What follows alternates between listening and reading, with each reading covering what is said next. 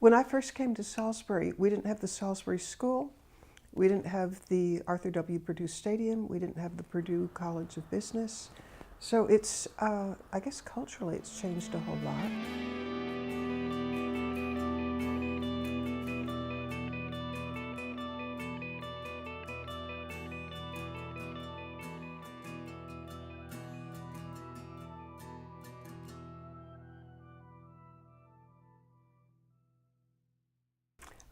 Hi, I'm Mitzi Purdue, and I've been a Salisbury resident, a happy Salisbury resident for 30 years, and I love it dearly. And I wouldn't live anyplace else. Many institutions, including Salisbury University, owe their existence to the Purdue Company. The company started in 1920, and I'm so proud of that because we're about to have our centennial. And a little sort of PS to our having started in 1920. Their estimates, that makes us, a 100-year company. The estimates are that only one family-owned company in 1,000 makes it 100 years. So I'm really proud of that. Frank used to say on the subject of education that there was no better investment for a person or a charity or a region than education, because that makes so much else possible. So, it was very, very deliberate that he invested in education, the Salisbury School, the Purdue School of Business. I've never come across any place where people invested so much time, love, money, and effort into their community. I'm really impressed by how Mayor Day is just putting heart and soul into being innovative about taking Salisbury forward. We want growth here. We're not in a community that is anti-growth. We're not in a community that is starved for growth. This has been a steadily growing community. It's Maryland's fastest growing city, seventh fastest growing job market in America. Salisbury is an interesting place. Over recent decades, Salisbury has grown tremendously, adding many attractions to its downtown area. You have downtown things such as the waterfront area, which is a kind of a recreational area.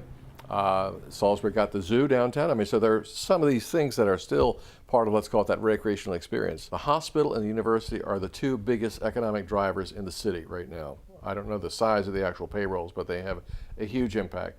One of the ways of looking at that is the multiplier effects from it, from a payroll. You have students who come to Salisbury University, they spend money in housing, food, recreation, and so forth, so they contribute to the economic life of the community above and beyond what they may be paying for their studies at the university. And the same thing is true of the hospital. The PRMC started off as a very small hospital around the turn of the 20th century and has since expanded where it's now recognized among the top hospitals in the country, performing things like bypass operations and things that were unheard of until a number of years ago. I would look at both as critical employers. They in total represent about 6,000 jobs. Those 6,000 jobs are only a start. Because what really is influential and significant is the 2,000 young people that walk across the stage every single year at Salisbury University with a diploma in hand. If it were a factory, you'd say, what widget are they pumping out? They're pumping out bright, talented, young, smart people who are getting ready to go kick the door down on the economy and just do amazing things.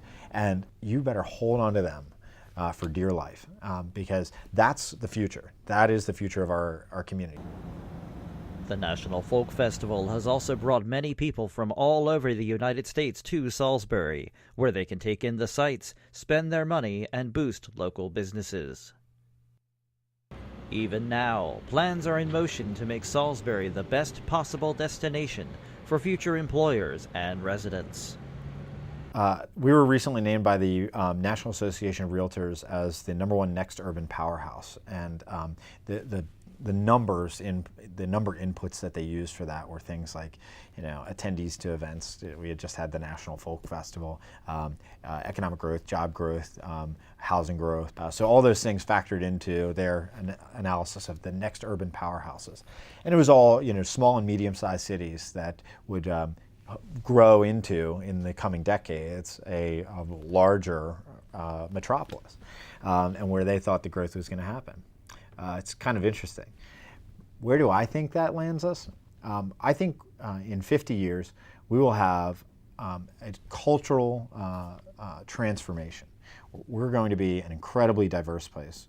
One of the things that I think will propel this region forward is being a welcoming center to newcomers from other regions. They're the ones with entrepreneurial skills and talents, and they'll do startup businesses here in Salisbury. The Knorr brothers, who've had Evo Craft Brewing, so you have these new kinds of startup industries like that, and they're bringing life and vibrancy and employment to this region. So to the extent that this area can create a welcoming business environment for these people to start up new businesses, that will help to reshape what it will be. Our downtown master plan will be implemented. The urban greenway will be complete, which is under construction now. Every one of the bike routes that is going to be completed over the next decade will be done, and then we'll be upgrading those. I think in over 30, 40 years, we'll be upgrading those to all protected lanes. No more painted stripe bike lanes, all protected lanes. The North Prong Park will be done. The rail trail from Del Mar to Fruitland through the city will be done.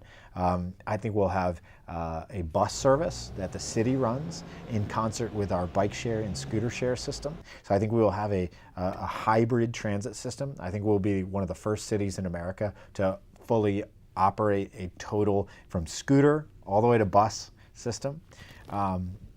I think we will be a city that is probably in the neighborhood of 100,000 people, and in a county with maybe double that, maybe close to double that.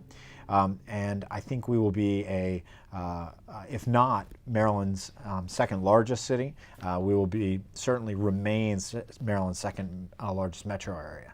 I think we'll be known far and wide as a place where young people want to be, and an exciting place to live.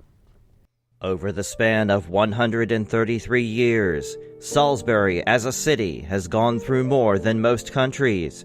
From a city on fire through the decline of industry to rise from the ashes, destined to become a virtual urban utopia.